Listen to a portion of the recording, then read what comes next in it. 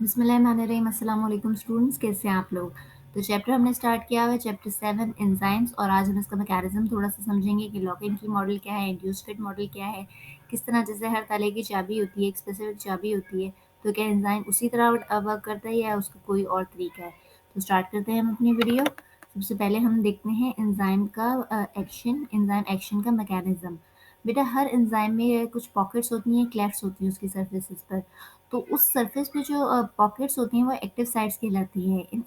ये active sites आपके पास एक स्पेसिफिक रीजन है जो कि एंजाइम का बाइंड करता है सबस्ट्रेट के साथ और केमिकल रिएक्शन में पार्टिसिपेट करता है। और ये जो एक्टिव साइट्स होती हैं ये डायरेक्टली इन्वॉल्व होती हैं कैटालिसिस में। जब सबस्ट्रेट बाइंड करता है एक्टिव साइट के साथ तो एक एंजाइम सबस्ट्रेट कॉम्प्लेक्स बनता है। ये कॉम्प्लेक्स क्या करता है, रिएक्शन की एक्टिवेशन एनर्जी को लोअर कर देता है। अच्छा, अब आप लोग पूछेंगे कि एक्टिवेशन एनर्जी क्या होती है। बेटा, किसी भी एनर्जी मतलब किसी भी रिएक्शन को स्टार्ट करने के लिए, उसको कैरी आउट करवाने के लिए हमें एक एनर्जी रिक्वायर्ड होती है जिसे हम एक्टिवेशन एनर्जी कहते हैं। जैसे आपको पहाड़ पे चढ़ने के लिए एक एनर्जी चाहिए ना, तो वो एनर्जी जो है वो एक्टिवेशन एनर्जी कहलाएगी। तो एंजाइम क्या करता है कि उस एक्टिवेशन एनर्जी को लोअर कर देता है। क्यों? क्योंकि आपके बॉडी का टेम्परेचर, नॉर्मल टेम्परेचर आपका 37 डिग्री सेल्सियस है। तो इतने टेम्परेचर पे इस तरह से रिएक्शन बहुत स्लो कैरी आउट होगा।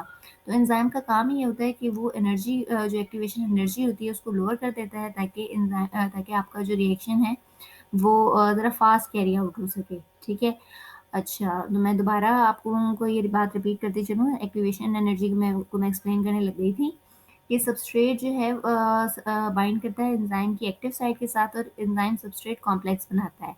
ये कॉम्प्लेक्स जो है वो एक्टिवेशन एनर्जी लोअर कर देता है और सबस्ट्रेट को प्रोडक्ट के अंदर कन्वर्ट कर देता है। ठीक है। इस मैकेनिज्म को एक्सप्लेन करने के लिए हमारे पास दो मॉडल हैं। तो आइए एक एक करके हम उसको समझते हैं। पहला है हमारा लॉक एंड की मॉडल ऑफ एंजाइम एक्शन। ये प्रपोज किया था जर्मन केमिस्ट एमिल फिशर ने 1894 में। इस मॉडल के अकॉर्डिंग जो एंजाइम की एक्टिव साइट है ना वो एक फिक्स शेप की है। ठीक है।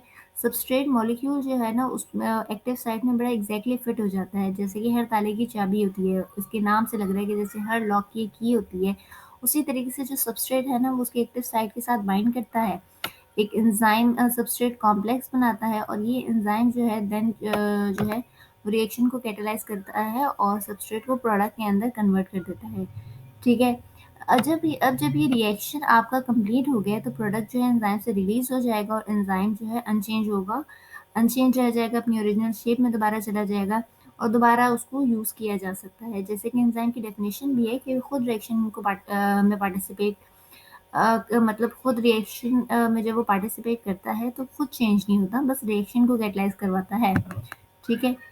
अब अगर हम इसका नेक्स्ट मॉडल देखें, इंड्यूस्ड फिट मॉडल देखें, तो ये प्रपोज किया था अमेरिकन बियोलॉजिस्ट डैनियल कॉशलैंड ने 1958 में। इस मॉडल के अकॉर्डिंग जो है जो एंजाइम की एक्टिव साइट है ना वो रिजिड नहीं है। जब सबस्ट्रेट एंजाइम को अप्रोच करता है, उसके साथ इंटरेक्ट करता है, तो उसकी एक्टिव साइट जो है उसकी शेप चेंज हो जाती है थोड़ी सी। और ये जो रीशेपिंग है ना ये बेसिकली हेल्प करती है एंजाइम को सबस्ट्रेट के साथ बाइंड करने में, और एज अ रिजल्ट क्या होता है कि एंजाइम सबस्ट्रेट कॉम्प्लेक्स फॉर्म होता है।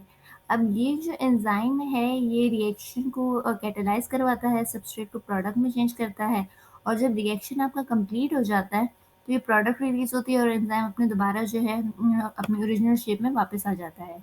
ठीक है। अच्छा, अब ये जो टॉपिक है ये आपका किस हवाले से इम्पोर्टेंट है? ये जो टॉपिक आपका इम्पोर्टेंट है ये आपका लॉन्ग क्वेश्चन के हवाले से इम्पोर्टेंट है। कि बेसिकली कंपैरिजन आता है कि आपने लॉक एंड की और इंड्यूस्ड फिट मॉडल को कंपेयर करना है। तो उसका कंपैरिजन आप देख लें कि लॉक एंड की मॉडल को प्रपोज किया था एमिल फिशर ने, इंड्यूस्ड फिट मॉडल को रिप्रेजेंट किया था डैनियल कोशलैंड ने। एक्टिव साइट अगर एंजाइम की देखें तो लॉक एंड की मॉडल कह रहा है कि रिजिड है और इंड्यूस्ड फिट मॉडल कह रहा है कि वो फ्लेक्सिबल है। सबस्ट्रेट बाइंडिंग हम देखें तो वो एग्जैक्टली फिट होता है। ठीक है। वो जो सबस्ट्रेट है एंजाइम के साथ वो स्पेसिफिकली एग्जैक्टली फिट होता है।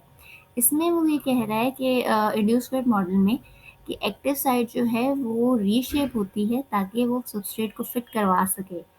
अगर एंजाइम सबस्ट्रेट कॉम्प्लेक्स की हम बात करें तो ये है कि वो एक अगेन वो एग्जैक्ट फिट होता है, और इसमें ये है कि वो जब रीशेपिंग होती है तब वो कॉम्प्लेक्स बनता है।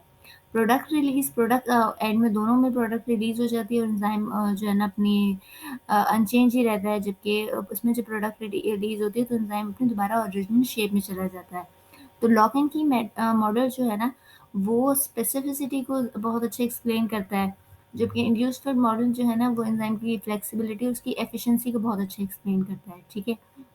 और अगर आप कहेंगे कि भी जी इन दोनों में से कौन-सा ज़्यादा मतलब एक्यूरेट है, तो ज़्यादा इंड्यूस्ड फिट मॉडल जो है ना, वो करेक्ट माना जाता है और एप्लीकेबल भी माना जाता है। क्योंकि इससे जो है ना एंजाइम ज़्यादा एफिशिएंटली वर्क कर सकता है और हर रिएक्शन जो है ना वो जो है ना लॉक एंड की मॉडल जस्टिफाई नहीं कर सकता। उसको इंड्यूस्ड फिट मॉडल ज़्यादा अच्छी तरीके से जस्टिफाई कर सकता है।